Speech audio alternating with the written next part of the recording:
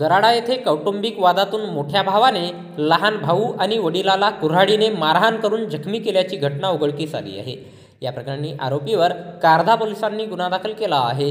भंडारा तालुक्यातील गराडा येथील दयाल उईके वय 27 वर्षे हा दिनांक 1 डिसेंबर 2024 रोजी रात्री 9 वाजता दरम्यान घरी असताना आरोपी मोठा भाऊ खुशाल उईके वय 48 वर्षे याने त्याच्या घरासमोर जाऊन जोराने तुम्ही बैलजोडीने शेती कसे करता ते मी पाहतो असे ओरडून धमकी देऊन शिवीगाळ करीत होता।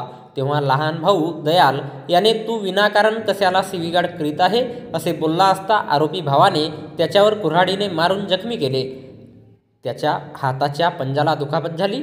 त्यावेळी वडील श्रावण उईके हे भांडण सोडवण्यासाठी गेले असता त्यांच्यासुद्धा हाताला कुऱ्हाड लागून दुखापत झाली।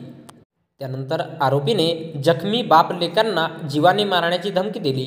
या प्रकरणी फिर्यादी दयाल उईके यांच्या तक्रारीवरून कारधा पोलिसात गुन्हा दाखल करण्यात आला असून या घटनेचा पुढील तपास पोलीस उपनिरीक्षक कांबळे हे करीत आहेत। तर याबद्दलची माहिती भंडारा जिल्हा पोलीस दलाच्या वतीने दिनांक 3 डिसेंबर 2024 रोजी एका प्रसिद्धी पत्रकाच्या माध्यमातून देण्यात आली आहे।